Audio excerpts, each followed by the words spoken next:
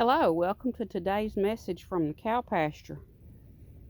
This cow's got feed dust all over her nose. So this morning we're in the bottom pasture.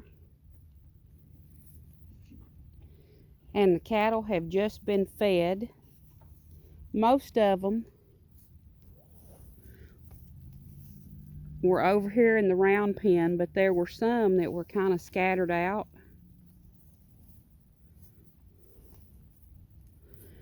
We've got a couple of groups that didn't come in. Mr. Special's over there with that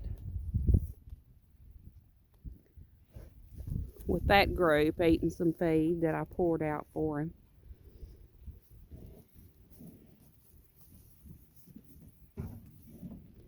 So this week on the farm, we had caught some heifers and bulls to wean, and also we had some larger heifers that had gotten out of our heifer pasture. We had got several of them. We had some work for the vet to do, so he came up on Tuesday and he got all of that done, taken care of. We had a couple of bulls, young bulls that some people were interested in. We had them tested. We had three calves, heifers for dehorning, and then we had 8 for the brucellosis vaccination that we had missed the vaccinator on. We didn't have them up then. And then we also had him to come down here and look at this cow that's right in front of me, because she has lost some condition. She's looking kind of poor, so he told what to do for her. There's a combination of 3 things that we find that works sometimes. It's an injectable dewormer that also gets liver flukes, which is a problem in low areas in Arkansas and other states, and an antibiotic, and then a shot called Multi-Min, and it's a vitamin and mineral shot. So as soon as we can catch her, we will do those things. Mr. Special is up here now. He's come to see if there's any more feed, but unfortunately the hopper is empty, so he's going to be disappointed. Hello, Mr. Special.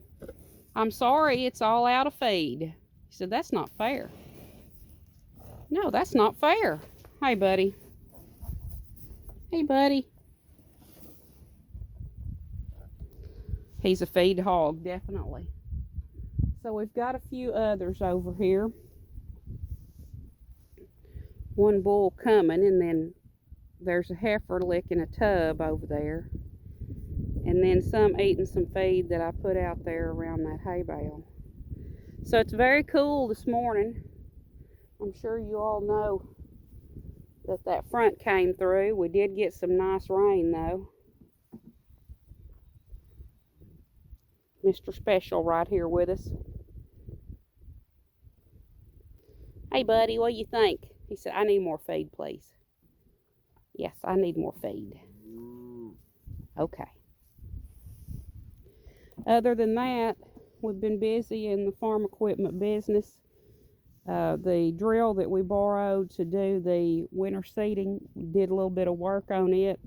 It's our agreement with the owner that we would check it over and do any work to it that it needs done.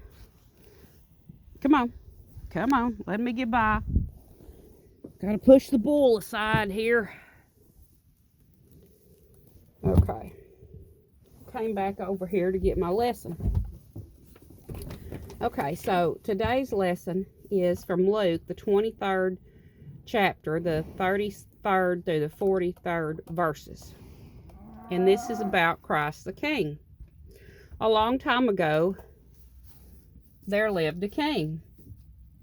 He was no ordinary king. He was a backward king. He did things different from other kings because he did everything backward from the way other kings did. From the day he was born, you could tell that this king was different. Most kings are usually born in a palace. This king was born in a stable, surrounded by donkeys, sheep, and cows. That's a little different, isn't it?